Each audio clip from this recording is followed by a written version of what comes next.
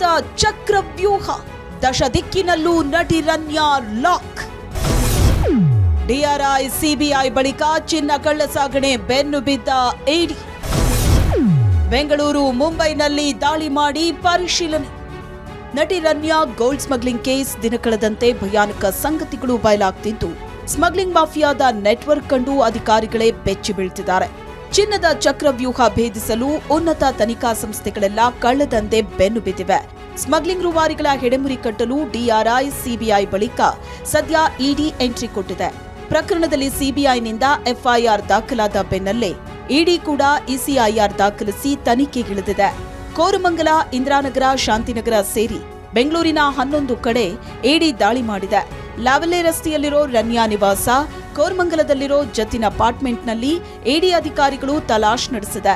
ಮುಂಬೈನಲ್ಲೂ ಕೂಡ ಇಡಿ ದಾಳಿ ಮಾಡಿದ್ದು, ಚಿನ್ನದ ದಂಧೆಗೆ ಹವಾಲಾ ಹಣ ಬಳಕೆಯಾದ ಬಗ್ಗೆ ಮಾಹಿತಿ ಕಲೆ ಹಾಕಿದೆ.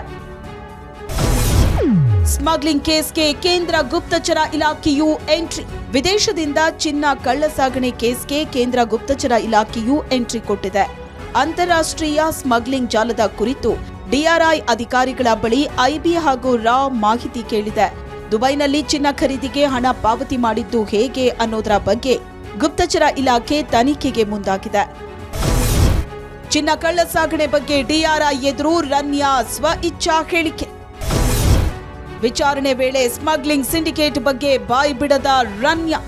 ದುಬೈನಿಂದ ಭಾರತಕ್ಕೆ ಕೆಜಿಗಟ್ಲೆ ಚಿನ್ನ ಸಾಗಣೆಯ ಬಗ್ಗೆ ಡಿಆರ್ಐ ಎದುರು ರನ್ಯಾ ನೀಡಿದ ಸ್ವ ಇಚ್ಛಾ ಹೇಳಿಕೆ ಏಷ್ಯಾನೆಟ್ ಸುವರ್ಣ ನ್ಯೂಸ್ಗೆ ಲಭ್ಯವಾಗಿದೆ. ವಿದೇಶದಿಂದ ಭಾರತಕ್ಕೆ ಬಂಗಾರವನ್ನ ಹೇಗೆ ಕಳ್ಳ ಸಾಗಣೆ ಮಾಡಿದೆ ಅನ್ನೋದರ ಬಗ್ಗೆ ರನ್ಯಾ ಪಿನ್ ಟು ಪಿನ್ ಮಾಹಿತಿ ನೀಡಿದ್ದಾಳೆ. ಆದರೆ ಗೋಲ್ಡ್ ಸ್ಮಗ್ಲಿಂಗ್ ಸಿಂಡಿಕೇಟ್ ಬಗ್ಗೆ ಅಧಿಕಾರಿಗಳ ಎದುರು ರನ್ಯಾ ತುಟಿಪಿಟುಕಂದಿಲ್ಲ. ಮಾರ್ಚ್ 1ರಂದು ವಿದೇಶಿ ಫೋನ್ ನಂಬರ್ನಿಂದ ನನಗೆ ಕರೆ ಬಂದಿತ್ತು. ದುಬೈ ಏರ್ಪೋರ್ಟ್ ಟರ್ಮಿನಲ್ 3A ಗೇಟ್ಗೆ ಬರುವಂತೆ ಸೂಚನೆ ನೀಡಿದ್ರು. ಏರ್ಪೋರ್ಟ್ನಲ್ಲಿ ಚಿನ್ನ ಪಡೆದು ಬೆಂಗಳೂರಿನಲ್ಲಿ ಡೆಲಿವರಿಗೆ ಸೂಚಿಸಲಾಗಿತ್ತು. ಫೋನ್ ಮಾಡಿದ್ದ ವ್ಯಕ್ತಿ ಯಾರು ಅನ್ನೋದು ನನಗೆ ಸ್ಪಷ್ಟವಾಗಿ ಗೊತ್ತಿಲ್ಲ. ಸೆಕ್ಯೂರಿಟಿ ಚೆಕ್ ನಂತರ ಚಿನ್ನದ ಬಾರ್ಗಳನ್ನ ಕೊಡೋದಾಗಿ ಹೇಳಿದ್ದ. ಅದರಂತೆ ಕೆಲವೇ ಕ್ಷಣಗಳಲ್ಲಿ ನನಗೆ ಚಿನ್ನದ ಗಟ್ಟಿಗಳನ್ನ ನೀಡಿ ಅಲ್ಲಿಂದ ಆತ ಹೋಗಿದ್ದ.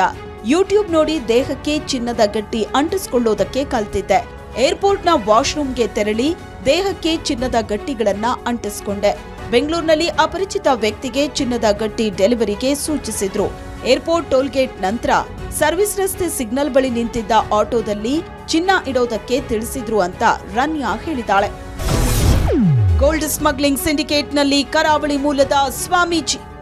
ರನ್ಯಾ ಗೋಲ್ಡ್ ಸ್ಮಗ್ಲಿಂಗ್ ಸಿಂಡಿಕೇಟ್ನಲ್ಲಿ ಪ್ರಭಾವಿ ಸಚಿವರು ಭಾಗಿಯಾಗಿರೋ ಆರೋಪದ ಬೆನ್ನಲ್ಲೇ ಕಳ್ಳದಂಧೆಗೆ ಕರಾವಳಿ ಮೂಲದ ಸ್ವಾಮೀಜಿಯೊಬ್ಬರ ನಂಟಿರೋ ಶಂಕೆ ವ್ಯಕ್ತವಾಗಿದೆ. ಸದ್ಯ ದುಬೈನಲ್ಲಿರೋ ಸ್ವಾಮೀಜಿ ಚಿನ್ನ ಕಳ್ಳ ಸಾಗಣೆಗೆ ಸಾಥ್ ನೀಡಿದ ಬಗ್ಗೆ ಡಿಆರ್ಐ ಹಾಗೂ ಸಿಬಿಐಗೆ ಮಹತ್ವದ ದಾಖಲೆಗಳು ಲಭ್ಯವಾಗಿದೆ. ಸ್ವಾಮೀಜಿ ಮೇಲೆ ನಿಗಾ ಇಡಲು ರೆಡ್ ಕಾರ್ನರ್ ನೋಟಿಸ್ ಜಾರಿಗೊಳಿಸಲು ಸಿಬಿಐ ತಯಾರಿ ನಡೆಸಿದೆ. ದುಬೈನಿಂದ 300 ಕೆಜಿ ಚಿನ್ನ ಸಾಗಿಸಿದ್ದಳ ರನ್ಯಾ ರಾವ್. 1 ವರ್ಷದ ಅವಧಿಯಲ್ಲಿ 28 ಬಾರಿ ದುಬೈಗೆ ಹೋಗಿದ್ದ ರನ್ಯಾ ರಾವ್ ಪ್ರತಿ ಬಾರಿನೂ ಚಿನ್ನದ ಕಳ್ಳಸಾಗಣೆ ಮಾಡಿರೋದು ಬಯಲಿಗೆ ಬಂದಿದೆ. ಒಂದು ಬಾರಿಗೆ 10ರಿಂದ 15 ಕೆಜಿ ಚಿನ್ನ ಸ್ಮಗಲ್ ಮಾಡಿರೋ ಬಗ್ಗೆ ಡಿಆರ್ಐ ಅಧಿಕಾರಿಗಳು ಅನುಮಾನಿಸಿದ್ದಾರೆ. 1 ವರ್ಷದಲ್ಲಿ 300 ಕೆಜಿಗೂ ಮೀರಿ ರನ್ಯಾ ರಾವ್ ಚಿನ್ನ ಕಳ್ಳಸಾಗಣೆ ಮಾಡಿದ್ದಾಳೆ ಅನ್ನೋ ಮಾಹಿತಿ ಇದೆ. ಬಂಗಾರದ ಬಲೆಯೊಳಗೆ ಸಿಲುಕಿದ್ದಾರಾ ಮತ್ತಷ್ಟು ನಟಿಯರು. ರನ್ಯಾ ರಾವ್ಳಂತೆ ಚಿನ್ನದ ಜಾಲದಲ್ಲಿ ಮತ್ತಷ್ಟು ನಟಿಯರು ಸಿಲುಕಿರೋ ಬಗ್ಗೆಯೂ ಶಂಕೆ ವ್ಯಕ್ತವಾಗಿದೆ. ಗೋಲ್ಡ್ ಸ್ಮಗ್ಲಿಂಗ್ ಮಾಫಿಯಾ 2ನೇ ಹಂತದ ನಟಿಯರನ್ನೇ ಗುರಿಯಾಗಿಸಿ ಕಳ್ಳದಂಧೆಗೆ ಬಳಸಿಕೊಂಡಿರೋ ಸಾಧ್ಯತೆ ಇದೆ.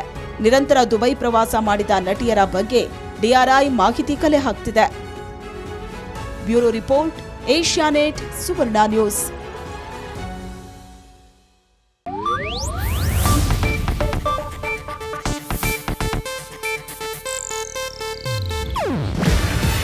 ಇದು ಏಷ್ಯಾನೆಟ್ ನ್ಯೂಸ್ ನೆಟ್ವರ್ಕ್ ಪ್ರಸ್ತುತಿ. ನೀವು ನೋಡ್ತಿದ್ದೀರಾ ಏಷ್ಯಾನೆಟ್ ಸುವರ್ಣ ನ್ಯೂಸ್.